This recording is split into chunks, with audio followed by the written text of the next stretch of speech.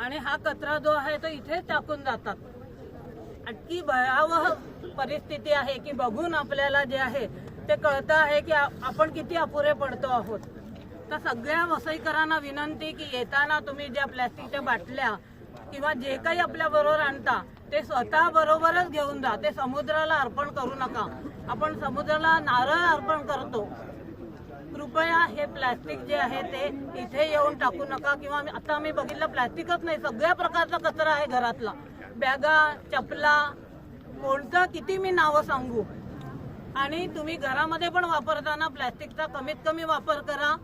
आणि आम्ही ध्यास फाउंडेशन तर्फे तुम्हाला विनंती करतो की लग्न कार्य किंवा जे समारंभ होतात तेव्हा आपण प्लॅस्टिक जे आहे ते भरपूर आणतो घरामध्ये, त्याऐवजी ध्यास फाउंडेशनने स्टील प्लेट बँक सुरू केलेली आहे।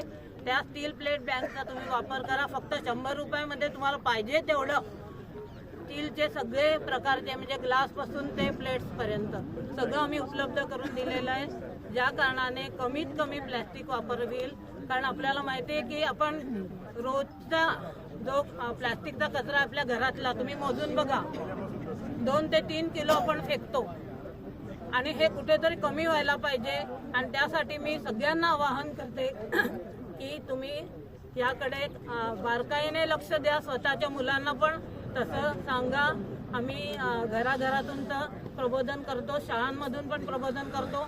मला अभिमान आहे की नेहा मॅडम ज्या आहेत त्या माझ्या विद्यार्थिनी आहे न्यू इंग्लिश स्कूलच्या, आणि त्यांच्या मार्फत आपण हे जे करतो आहे स्वच्छता अभियान जो शुभारंभ केला आपण, त्याबद्दल खूप खूप धन्यवाद। सगळ्या नागरिकांना परत मी आवाहन करते की आपण कचरा कमी करावा। बहुत बहुत धन्यवाद। देखिए सब अपनी अपनी भावनाएं जाहिर कर रहे हैं यहाँ पे।